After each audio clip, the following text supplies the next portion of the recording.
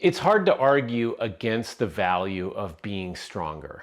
And when we look at strength training for climbing, there's a whole continuum that goes all the way from weight training to hanging on little tiny edges. And everywhere along that continuum is an appropriate place to train, but it's hard to find time and it's hard to know exactly how much of that to do. And that's why we started using this integrated strength format several years ago.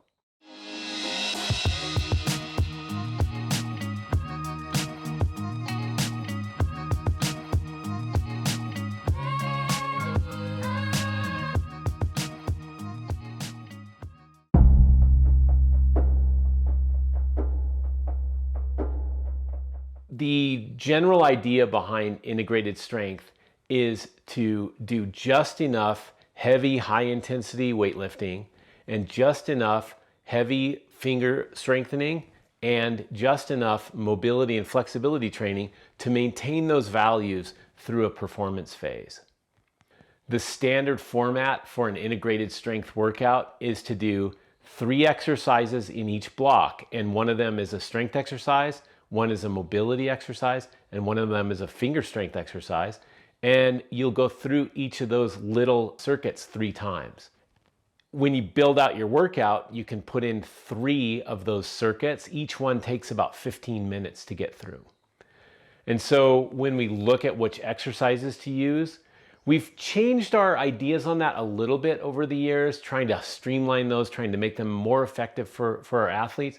But the general rule is to pick 3 heavy strength exercises, 1 to do in the first block, 1 to do in the second block, and 1 to do in the third block.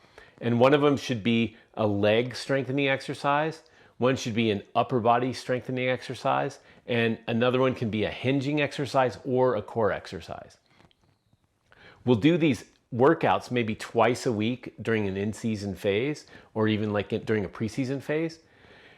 And with each of those main lifts, we're going to put in some mobility work and some finger strength work. And those serve kind of 2 purposes. One, it makes you rest enough between your heavy sets in the weight room.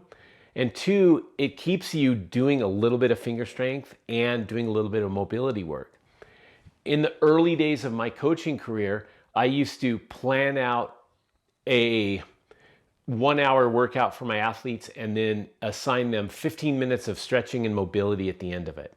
The thing that really happened is the athletes would just finish up the weight training and find they just didn't have the time to do the stretching. And so what we started to do is put the stretching within the session. Now, there's good research that shows that static stretching within a session or right before explosive exercise can hold back your gains from those exercises. But when we look at training, it's not really finding ideal, it's actually finding what works for that athlete. And so it's always a game of compromise. When we ask somebody to put some shoulder flexibility or hip flexibility training within the session, they find that they do it more frequently and they can keep that habit up in order to continue to progress in their mobility, or if you're an older climber like I am, to keep from regressing and getting less flexible as we age. So when you're building out these sessions, you've got your heavy strength set, and then you should have a mobility set that's done after that. The mobility exercise should be dynamic in nature.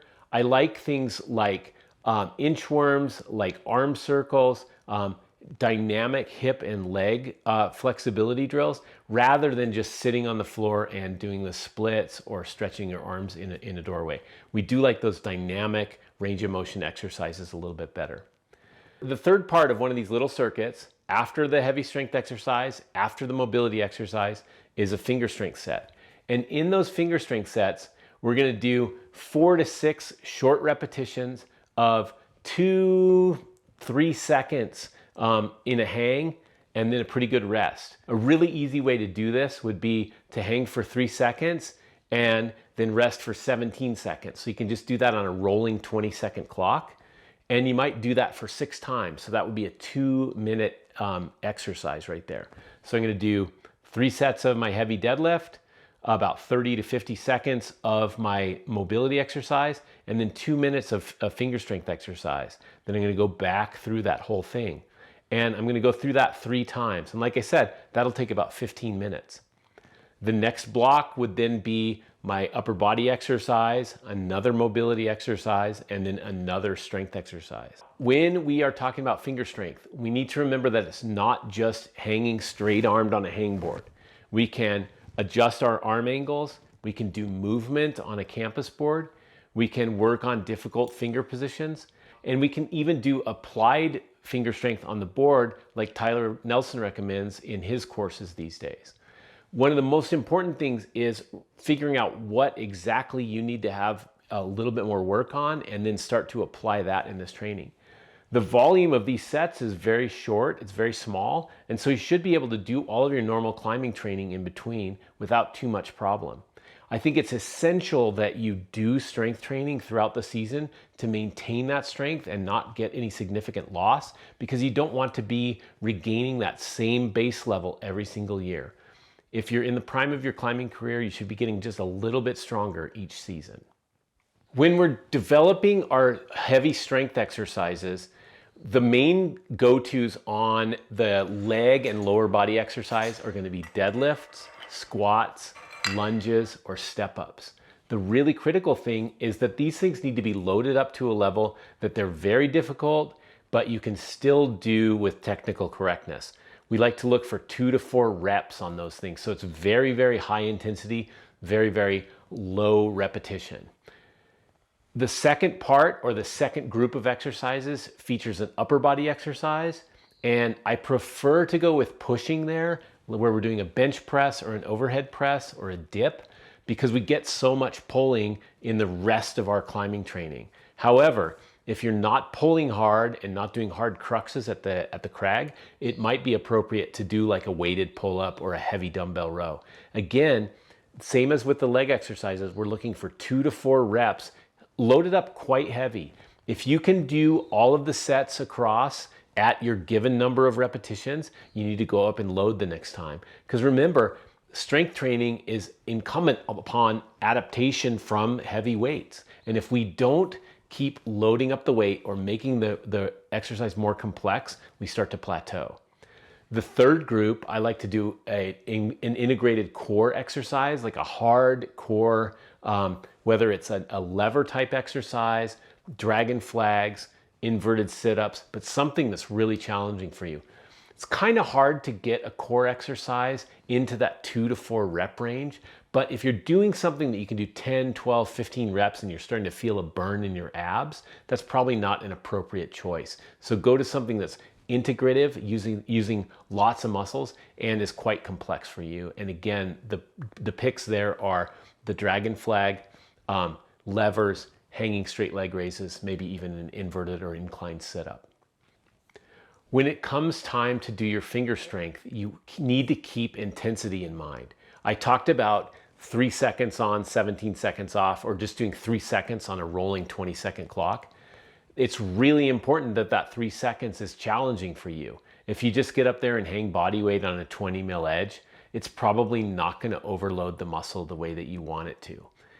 We've all seen where light or even sub body weight loading, like in a no hangs program, has been effective in creating greater finger strength for people.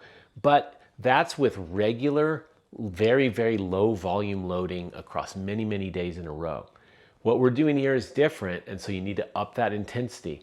Your tendons, your connective tissue, your muscles are going to adapt to really high loads and high force production. But if you don't do that, you probably are sort of wasting your time here. So make sure you're loading those things up or choosing holds that are challenging when you're hanging them at body weight. The 3 main principles behind integrated strength are efficiency. We want to get our strength training done really quickly, and we want to get out of the gym and then go back to climbing. It's also about overload. We really need to go to that high intensity level, because as we progress into red pointing and we go into rock climbing, we're automatically moving into longer days at lower intensity. And the final part of it is just keeping that habit going.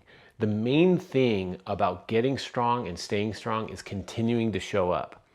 Even a bad program done continuously over a long period of time is better than a great program that you stop after 1 week.